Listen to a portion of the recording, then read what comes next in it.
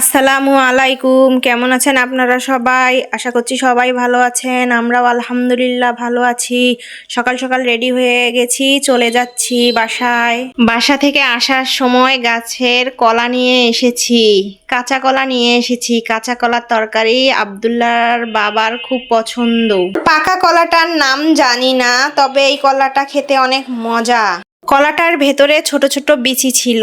যাই হোক, বাসায় তো এসে গেছি, এসে দেখি কোনো খরচ ছিল না, তাই আব্দুল্লাহর বাবা বাজার করে নিয়ে আসছে, সেটাই এখন গুছিয়ে রাখবো।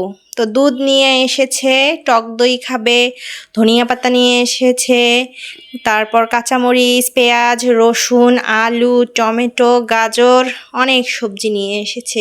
কলা বাসা থেকে নিয়ে এসেছে, তাও আবার সে বাজার থেকে কিনে নিয়ে এসেছে। এত কলা, পাকা কলা তো বেশি দিন থাকে না, নষ্ট হয়ে যায়। যাই হোক, বড়ই নিয়ে এসেছে। আব্দুল্লাহর বাবা খুব বড়ই কেনে, প্রতিদিনে বড়ই নিয়ে আসে। তারপর এদিকে ইলিশ মাছ নিয়ে এসেছে। আজকে ইলিশ মাছ আর কাটবো না, এরকমই ফ্রিজে রেখে দেব। যখন রান্না করব তখন বের করে কেটে ধুয়ে তারপর রান্না করব। আজকে অনেক রাত হয়ে গেছে, আজকে আর সময় নেই। ছোট ছোট ইলিশ স্বাদ হবে কি না, এর আগে ছোট ইলিশ নিয়ে আসছিল, অনেক স্বাদ ছিল। তারপর এটা নিয়ে এসেছে, এটার আমি নাম জানি না, তবে খেতে ভালোই লাগছিল। তারপর এই তো নিয়ে এসেছে আদা, তারপর মুড়ি, আর হচ্ছে চিড়া। তো মুড়িগুলো বয়মে ঢেলে রাখবো। সব কিছু গুছিয়ে রাখতে রাখতে অনেক রাত হয়ে গেছে। আমি রাতের রান্না এখনো করিনি, রাতের রান্না করতে হবে। তো আজকে রাতে ডিম দিয়ে আলুর ডাল করব।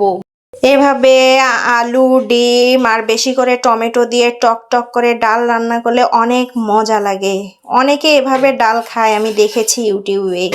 তো এভাবেই রান্না করব, টকটক করে ডিম আলুর ডাল। তো প্রেসারের মধ্যে ডিম আলু প্রথমে সিদ্ধ করে নিয়েছি, তারপর আলুটা ম্যাশ করে নিচ্ছি। প্রথমে ডিমগুলো তেলের মধ্যে একটু ভেজে নিব, তারপর সেখানে পেঁয়াজ, মরিচ, মশলা সব কিছু একবারে কষিয়ে নিব।